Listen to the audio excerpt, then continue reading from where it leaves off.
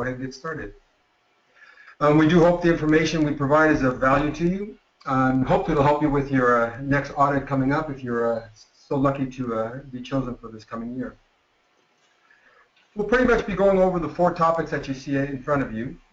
What changes occurred with the record layout modifications, just summaries of it, obviously, there's so many. The modifications to the pass and fail for an incorrect universe being submitted. The new impact analysis versus the old beneficiary investigation analysis. And then changes to the compliance program effectiveness, some of the major changes that they're going through. For each of the topics, I'll be going over what the original rule was and then highlight the changes that CMS incorporated at the end of 2015, which will be effective for 2016 as well. We'll end with a few tips on preparing for an audit, followed by an opportunity to answer a few questions. Well, I know you're busy and we've already been a little bit late, so why don't we go ahead and just jump right into it, if you don't mind.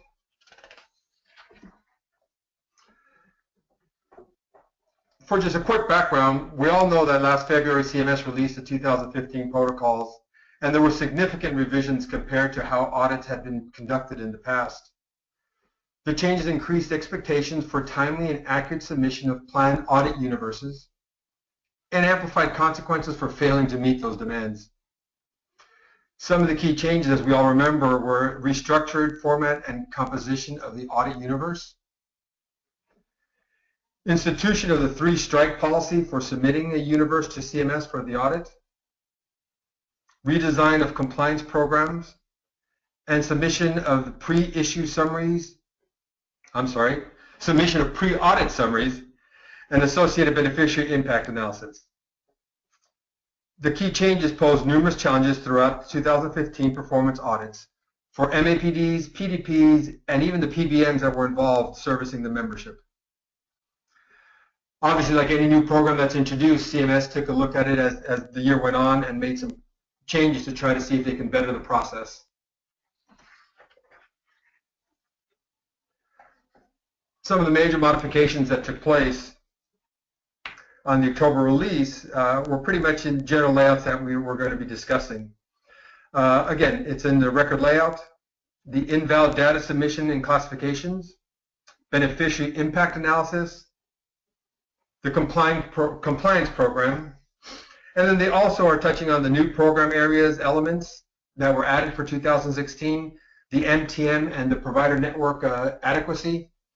But we're actually going to not talk about the new programs. We're just going to focus on the audit pieces for this webinar.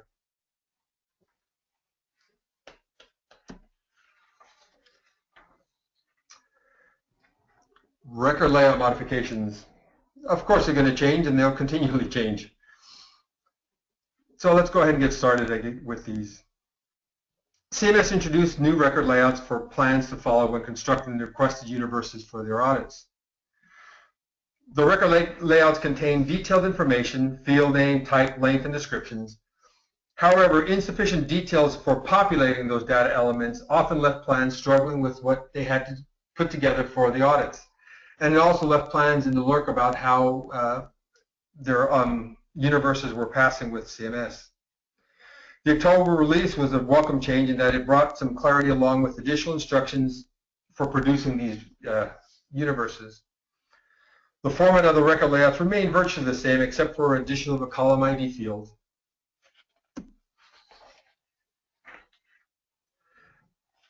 CMS made a few other changes, streamlining and clarifying the content, including rearranging variables into more logical orders. Headers on each of the record layouts have been added, as well as directions on what the data should be included or excluded, some of the things that they don't want put in place. Data dictionary was created that explains what each field means and what is being requested. Also, clarifications were provided on how certain data elements should be reported, such as by requested receive date, issue date, etc. You know, as you know, with audits goes, there's always a huge focus on the CDAG and ODAG portions of the audits. So those were the universes that were mostly affected. CMS did explain that the record layouts to allow sponsors to more easily recreate or conduct universe timeliness tests for CDAG and ODAG, and also incorporated an additional data dictionary in order to help those. The modifications on the compliance program record layouts are a bit more complex now, mainly because the fields require you to get information from several different locations and populate it into one field. So we're not going to be spending too much time on that discussion, but we will be touching on a little bit later.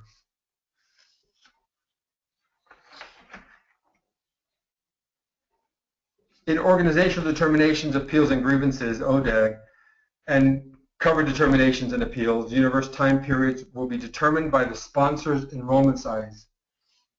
So the smaller plans will have a little larger time frame that they'll look at so that they can get the appropriate volumes to be reviewed and so forth. CDAG and ODAG grievances will be based on date of resolution of the grievance and not based on the receipt of a request.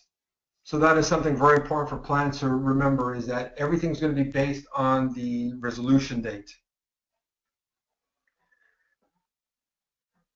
CMS also has reminded everybody that CTMs, compliance tracking module cases, are not to be populated into the grievance universes.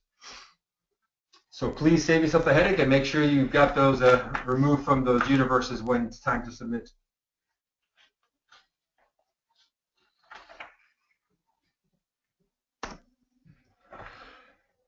You know, some of the challenges that the plan sponsors are going to have include an increase in plan susceptibility to the universe errors, just for the fact that there are so many template changes and the sheer number of universes to be provided during audit. Assessing the extent to which previously programmed queries need to be overhauled, including more complex queries with filters, increase the risk of errors and omissions. Properly matching data elements to the correct fields is also key, and people need to be careful, especially with the fact that the templates are so similar one to the other. It would be really easy to populate the incorrect information at a given point. You know, plans are going to have to deal with the increase in time and cost to strengthen the QA process for the universe and the risk that there are, again, due to that subtle difference between the templates. Again, they look and feel very closely together, so you need to be very careful about that.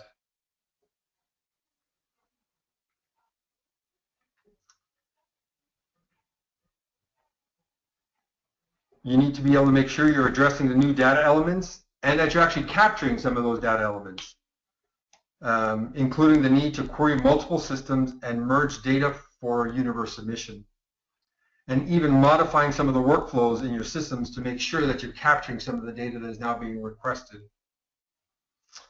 For example, some of the things that are now added is who submitted the request for reconsideration. Was it a contracted provider? Was it non-contracted provider? Was it the beneficiary? Or is it a representative of the beneficiary?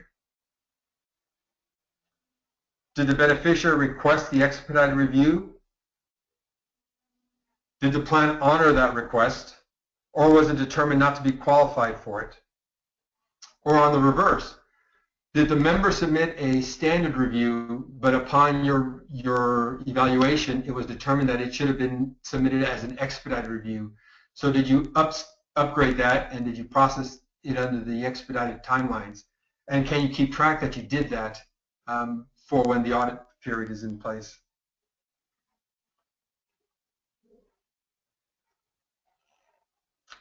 On the final decisions on an appeal, you know, what date did you notify the physician of the correction? And also, when was the beneficiary notified that that correction was made, or that change was made, or that it was a denial? One of the big things that was identified by CMS earlier is that a lot of plans did not properly document the notification of both the member and the physician on appeals that came in from non-contracted or physicians in regards to payments or to services being eligible.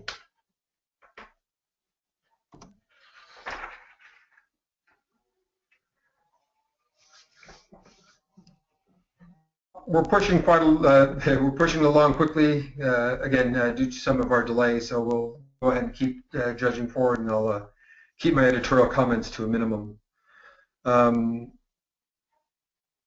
So we just finished going over some of the changes that happened to the universes. So now let's talk about the new invalid data submission rules, or what the modifications were. This continued to be an issue for plan sponsors throughout the audit process in 2015. CMS also acknowledged that the 2015 program audit universe was not perfect and created problems for plans attempting to submit clean universes. Some of the areas of concern were primarily in the appeals and grievance universes that were created. However, even though they're acknowledging that, it wasn't perfect the first time out, the submission of accurate and timely universe remains a critical component for the audit process and for performance of a health plan. Despite the reduction of audit points assigned to an IDS, individual invalid data submission, condition as well will, a condition we were going to discuss in a little bit, plans are still at a high risk for the rapid accumulation of audit points for untimely or inaccurate universes due to the sheer number of universes and the associated data elements requested for those.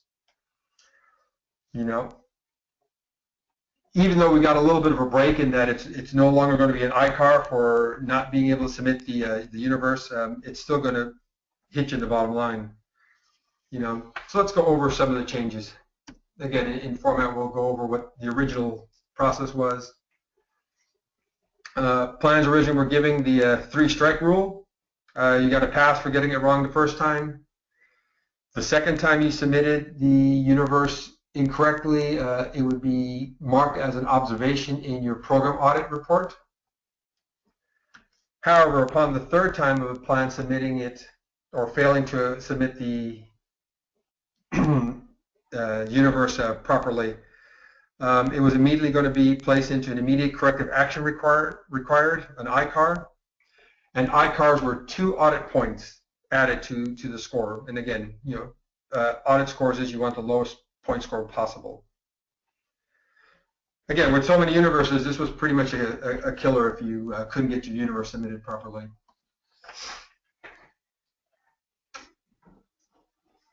So the revision. How nice were they to us?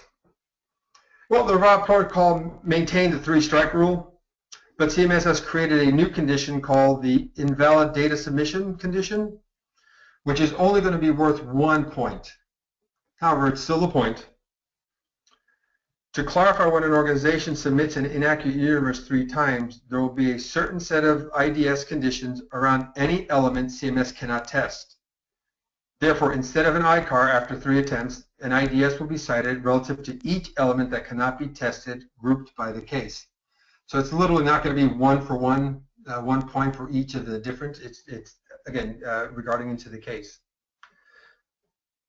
A quick example would be if CMS cannot run a universe timeliness test around CDAG for dates and times for 1, 2, or 3 universes, the organization will get an IDS condition related to 1, which is CMS inability to test decisions making notifications. So again, they'll be able to lump those into the 1 so that we can at least get one point. So we at least have that. Just a quick note. Remember, you can get dinged for the submissions being late, and there's really no reason for that. We know of several plan sponsors that needed time or additional time to get the universe correct the second or third time even. And CMS has been really good about granting that additional time for them to be able to submit those universes properly. So please make sure you reach out to them quickly. Make sure that you've got those pieces in place. I mean, there's really no reason at this point to submit something untimely so that you get dinged the points for it. And then a final note to make sure that if you receive an IDS will also be given out if an accurate universe cannot be produced in fewer than 3 attempts due to missing or unavailable data. So if there's a data element that they're asking for that you just don't capture or you just don't have, as my son would say, SOL, they will be issuing IDSs for those, and we've already seen that happen to clients.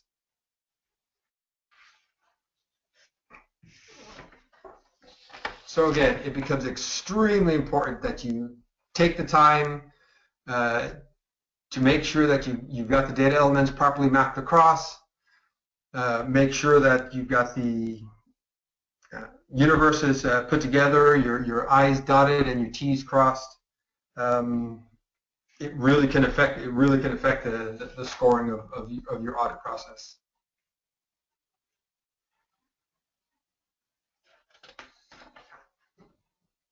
So one moment, please.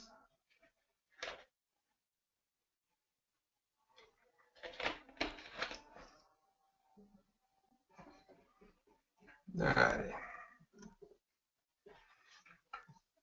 Moving on from it, the dreaded Beneficiary Investigation Analysis, the BIA.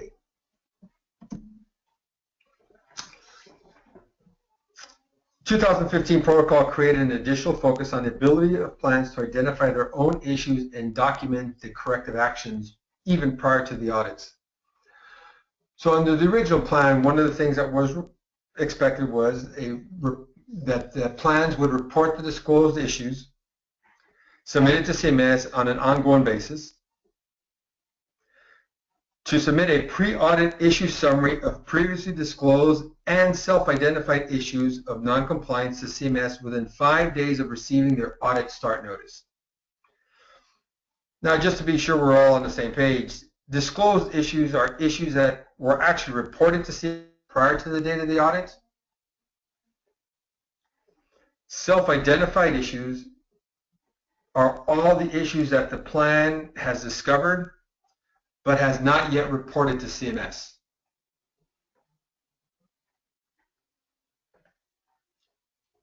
The other item is plans must use detailed templates that were provided by CMS as well for the BIAs. Disclosed and self-identified issues are either considered corrected or uncorrected by CMS. They are considered corrected when CMS validates evidence of appropriate and adequate remediation in the sponsor's systems. So you've got to be able to prove that you've done the work and you've got those pieces resolved. Uncorrected issues will be automatically cited as a condition in the CMS audit report. So even though you've got disclosed issues and self-identified issues, if it's not resolved, they will add them onto your final reports upon conclusion.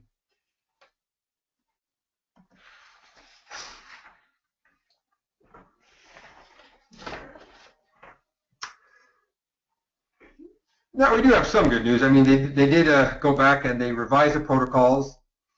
They changed the name from Beneficiary Impact Analysis just to Impact Analysis and included revised templates.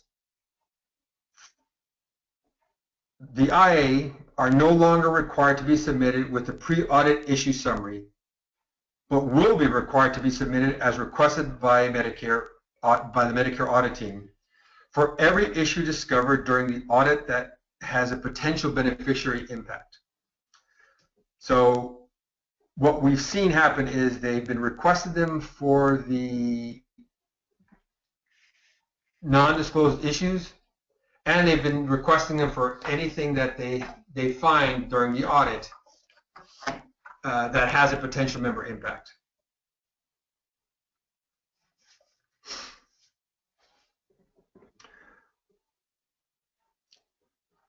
Additionally, CMS, on the timelines for the IA, they will only be for the 3 months prior to the audit. The previous standard required a year-to-date reporting. So later in the year, you have to get the whole year in place. Now they brought it down to just the 3 months prior to the audit process. So you can consider this a bit of a relief. A plan will have limited time to produce the IAs. Therefore, you're going to have to be able to put them together pretty quickly. And in many occasions, the queries are quite advanced, so it takes your IT or your departments quite a bit of time to get these things put together. So again, high on the suggestion list. Build your queries out. As you come up with issues throughout the year, start creating your investigation analysis to get ahead of the curve, so that as you are requested by CMS to put one together, it's not a shocker to everybody of what efforts is going to take to get it done. The CMS account managers are going to be taking a greater role in validation of the pre-audit issue summaries, which are made up of the disclosed and the self-identified cases. CMS also clarifies if CMS identified an issue during the course of routine monitoring or brought it to the sponsor's attention, it will be classified as a self-identified issue. And again, you're going to have to be able to prove prior to the completion of the audit that it's corrected, or at least satisfy them that it's at a level that they can consider that they can close that issue.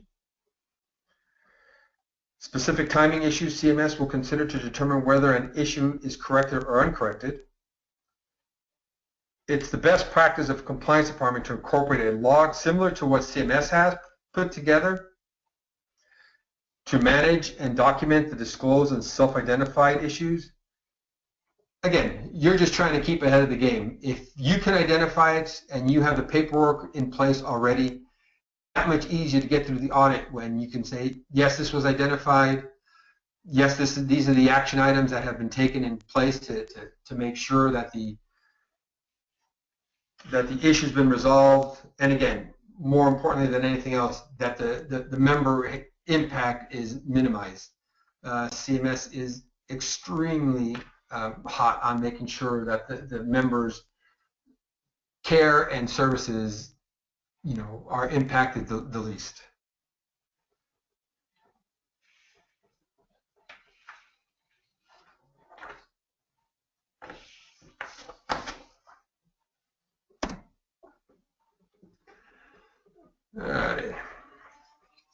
All right, as we move along here,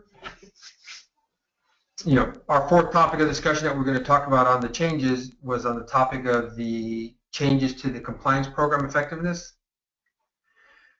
In recent years, CMS sanctions have actually been issued as a result of the compliance program that was determined to be ineffective. CMS conducts interviews as part of this element. However, the guides have been streamlined, so it makes it a little bit easier. If a sponsor is selected for audit, it will receive a letter of engagement 6 weeks before the start date. Upon receipt, the plan sponsor has to submit the universes to CMS. Again, none of that's a big shocker. We should all be well aware of that process. Audits will continue to take place over a 2-week period. The first week consisting of the webinar-based review of the program areas, and the second week is going to be consisting of the on-site review of the compliance program and the compliance effectiveness for that group. A lot of the changes that have been brought up are a result of the CMS experience during this past year's program audits, as well as factoring the survey responses from the provider plans sponsors. The goal of program audit is to make sure that the plan sponsors are compliant and meeting the members' needs. Again, with focus on meeting the members' needs. But CMS is doing a good job about getting that information out there and making sure that they're taking the feedback that's being given and actually being able to properly apply that so that the audits are going as smooth as possible.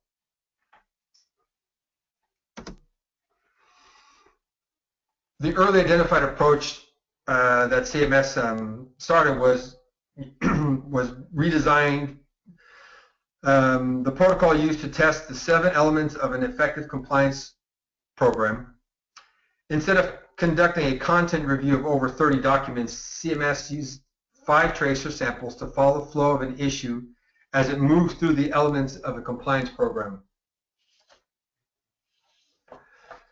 I'm not sure how you guys felt about it, but at first, myself and some of my colleagues, we were actually a little bit on the loss. We did not receive much guidance on how to create these tracer samples. and often scrambled in the last minute to try to put these together to meet what CMS wanted to review, and had to go through several iterations of it before we actually got one that they would like. A new template was introduced in June of 2015 at the spring conference that had more detail. So hopefully you guys have made yourselves familiar with that and have been able to move forward with those pieces.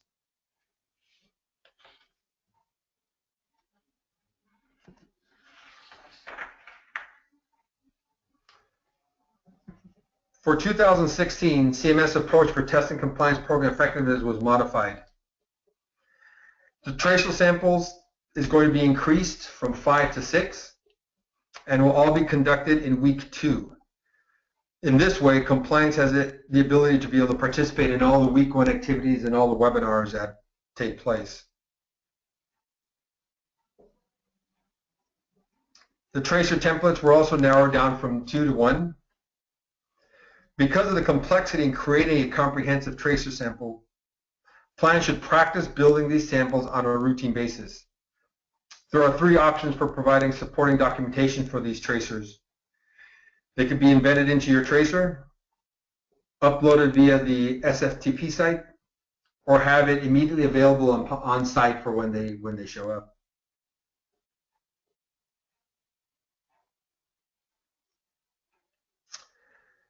In addition to all that,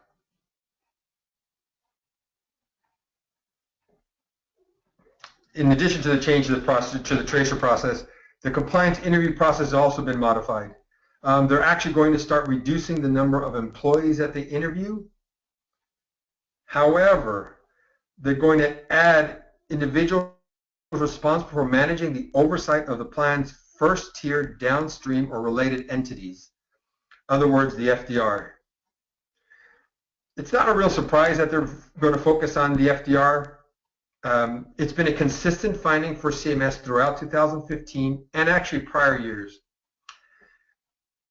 Sponsors should coordinate and start mock, we should start the mock interviews now with those who are responsible. CMS is seeing gaps in the FDR oversight compliance, whether or not you have 3 FDRs or 3 dozen FDRs.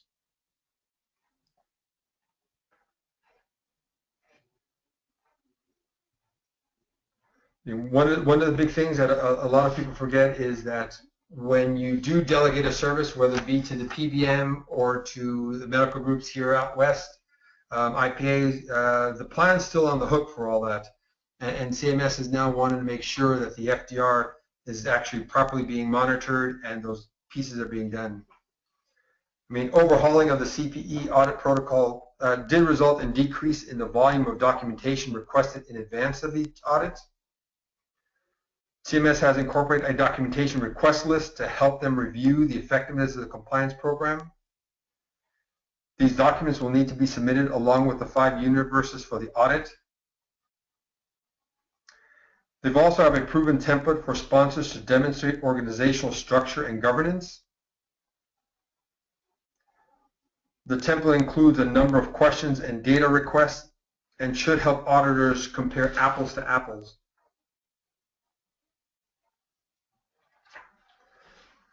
Again, but from the last one that I stepped away from, it is crucial that you prepare the folks that are supposed to be responsible for the FDR, for the delegated oversight, to make sure that they're ready for the audit, as these interviews will be coming.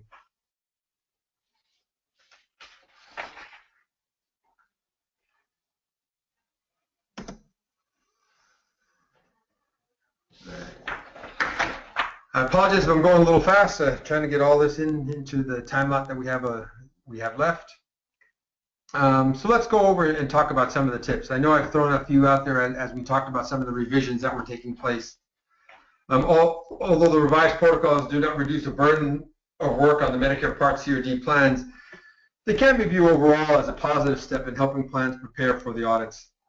The revised protocols did demonstrate that CMS shift towards greater transparency and their willingness to work on the plan with the plans and the industry to improve overall audit process and experience.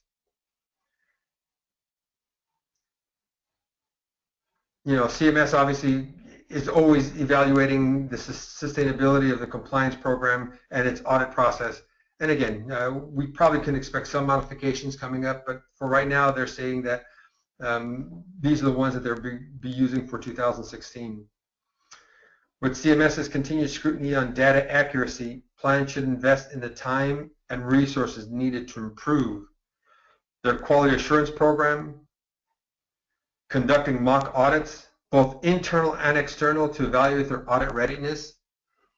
Again, there's several firms out there that help with mock audits. You know, you could, you know, consider using one of them or create it yourself. And then you need to review the quality of the universes pulled as often as feasible. One of the recommendations that we've been seeing is, you know, plans that pull these on a routine basis are having a much higher success rate during the audit process than plans that wait till the last minute to have this created. We suggest to try to do it at least once a quarter to pull the documentation.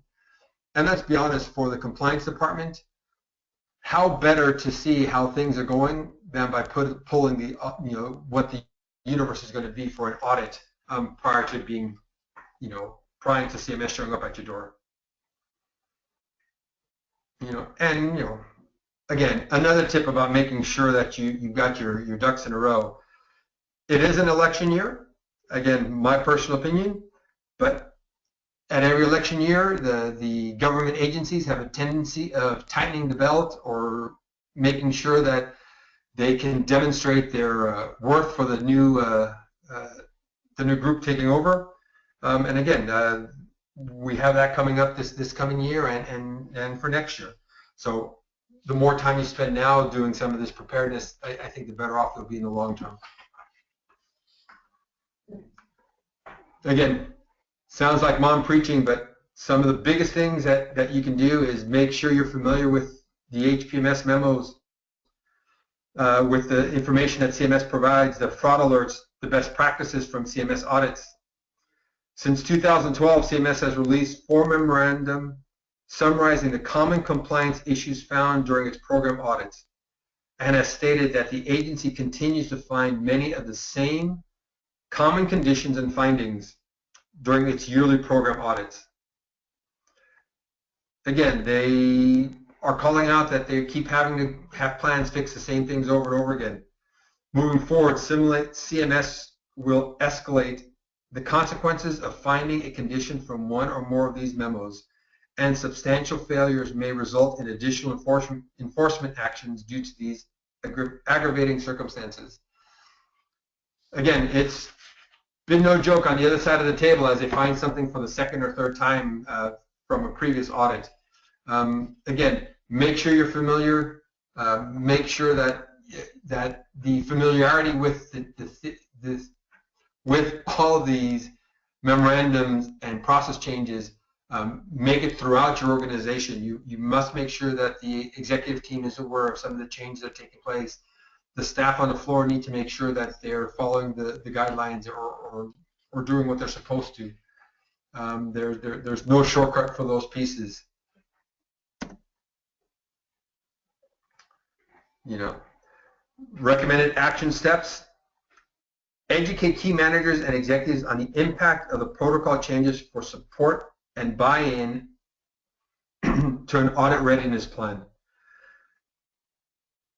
Identify and prepare sample universes, conduct quality assurance checks on those universes, identify the corrective action steps that need to take place, identify how you're going to document your corrective action, make sure that the compliance department is well aware of the corrective action so that they're not, you know, surprised when CMS comes up with an issue for them. Prepare questionnaire answers and coordinate responses with FDRs where necessary. You know, make sure that process changes that are taking place in your organization to ensure compliance are also being monitored and reviewed on all the delegated entities downstream. It's crucial. Remember, CMS doesn't care if it's Los Angeles IPA or National World PBM. if they find a process that is not under protocol, it's going to come back on the audit for the plan. We highly recommend that you conduct a CMS mock audit, at least an abbreviated version. Make sure you can get the information and the data pulled and populated properly. Carry out any corrective actions or findings. Well document those. Go through a validation process of the remediation. Make sure that what you think you fixed actually fixed the issue.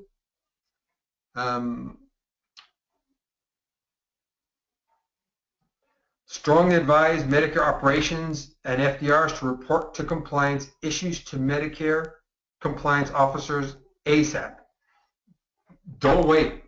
The compliance departments are there to help and to help guide in what the regs are or what the regs are asking that you do. You know, get them involved as soon as possible. Give them the heads up. Get that started. You know, start your IAs for identified member issues. Don't wait. If you know your ID cards didn't get out in time, make sure you get that piece. Make sure you get that going quickly. If you know that there's an issue with you know, your feed with your pharmacy, you know, make sure that that's documented. Make sure you go through the impact analysis. How many members were affected? What was the remediation? Did they get their medications? Make sure that you're very detailed in the way that you take care of that to ensure that those issues are going to be resolved and that it's not going to be that CMS is going to be able to consider that a corrected issue and not keep it in the books for you. Again, I can't stress enough, you know, having monthly universe has proven to be very helpful. Again, I know with budgets and everything else, sometimes, you know, running those universes monthly, if your system isn't set up to do that automatically, it is a chore. My recommendation, at least do it quarterly. Don't wait for the CMS audit report to come telling you that it's time. Plans that are in the habit of creating these universes on a consistent basis has proven to be a much simpler process going forward. It is much more stressful for the plans that wait to the last minute and have to, you know, hustle to get these pieces put together. But again, let's be completely honest. If your teams are doing the right thing, if they're doing it correctly today, it's going to show when the data gets put together. If your universes are pulled properly and your data mapping is in place and your teams are doing the job, you know, the audit should not be anything more than just an event you go through. If it's not, it's going to show. So the best thing you can do to prepare for the upcoming audits is to make sure that you've got the availability, that you've got the training in place, you've got the monitored portions in place. You've got those things in place now, not when the audit is starting. Doesn't matter how well you prepare for the audit. If it's wrong, it's going to come out wrong. That actually is going to conclude the lecture portion for today. I hope I didn't go too fast. I hope I didn't stutter too much for you all. I hope the information was helpful. We do have some time for some questions. So Raj, I mean, have you received any questions from the participants so far that we can talk about? Yes, we did. We received several questions. There were quite a few that we answered via chat. So some of you who had asked questions would have got answers via the chat on GoToWebinar. But there are some questions which, Gabe, I would want you to pick up. Okay. So there's one which is from early on in the presentation when you were talking about the record layout modifications. So the question is, what have you found to be the most common universe issues during CMS audits? Right for the jugular. Here we go. Okay. Well, anyway, the most common problems that we've come across during the audits on the universes anyway has been data in the wrong field. If they want a date, they want a date. If they want a time, they want a time. They don't want the date in the field that's supposed to be the time. Missing data or blank fields. A lot of plans, when not sure, have been populating not applicable NA in inappropriate places. Again, all that's being brought back to the plans from CMS. Another thing that's been an ongoing issue is if they point something that's wrong on the first time you submitted it, please make sure it's not the same on the second time you submitted it. You know, if they previously point out universe errors, you know, they get really annoyed when they have to go back and have you fix the same thing again. That's actually happened more times than I care to admit to. Using the date a letter was written versus the date the letter was sent in the mail. Again, if your system captures the date as the date that the letter was generated or created, CMS doesn't care. They want to know the date it was mailed out. So have your systems available to make sure that you can capture the mail date, for those completion letters. File name convention errors, and producing the universe for the wrong format for the wrong year. In 2015, make sure you're using the right template, the right formats. Don't use last year's templates for the 2015. Don't use the 2014 template for the 2015 audit, or the 2015 for the 2016 audit. Make sure that you're using the newest template available by CMS, and that you've got that already built in place.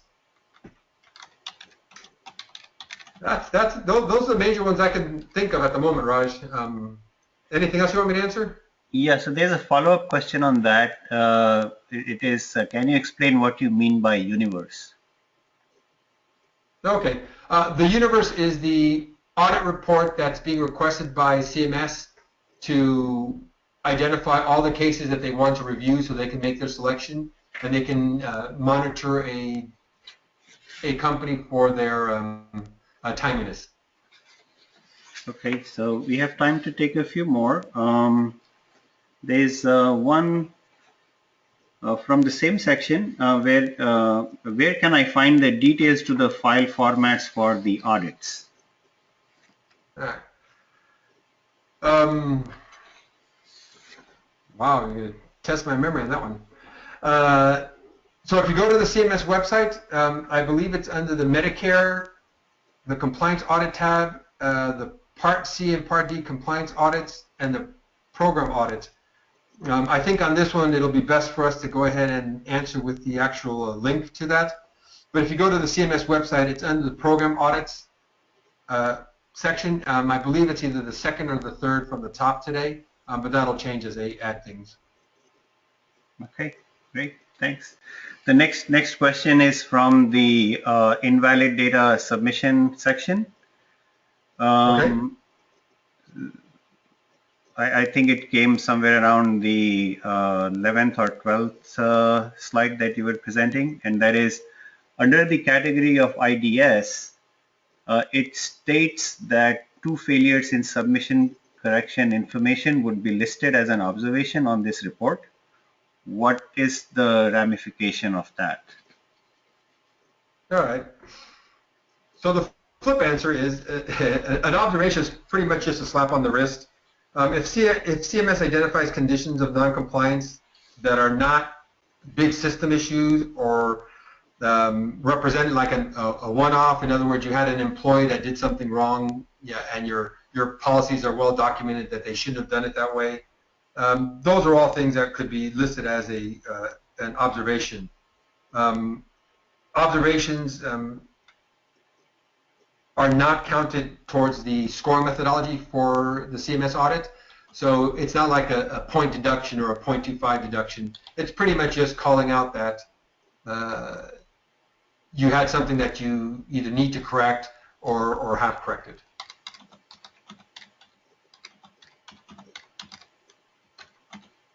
All right. Okay. I think we could sneak one more if you've got it. Yeah, there are quite a few, but let's take one from later in the presentation, and that Okay. is, it says you mentioned CMS is adding an interview with staff responsible for first year downstream FDR. Would you explain what that is and who that would be? Okay. Well, the who that will be easier said than done.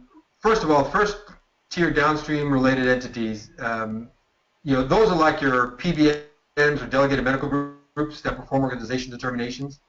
Um, you know, Usually they operate outside of the plan's day-to-day oversight. In other words, you've hired somebody to come do this for you. Again, the most common one is a PBM, a pharmacy group. Downstream entities are the plan's responsibility. Just because you outsourced it, just because you hired a firm to come do this for you, doesn't mean you're off the hook. Too many plans assume that their FDRs are performing effectively, but just like anything else, they make mistakes or they're not following the protocol appropriately. Again, ultimately, it's the plan's responsibility to make sure that their outsourced agencies are doing everything just like they would be doing, or just like CMS wants to have it done. As far as who is going to be interviewed for that, that's pretty much going to be based on the plan's organizational structure. Where I've been in the past, sometimes the compliance office had a delegated person that's what their job was. If your area does that, that would pretty much fall into that category. I've also been to where the oversight was part of the operations team. Since I've got to oversee my own staff, might as well oversee what's going on somewhere else. So then, in that case, the VP or the director of the operations area would be taking it over. I think, personal opinion, if you're not sure, it's probably going to fall on the compliance officer. Okay. So, Gabe, that's all we have time for today. Thank you to our audience for joining us today, and we again apologize for the initial technical difficulty we had in starting the webinar on time. Thanks to Innovare for their sponsorship.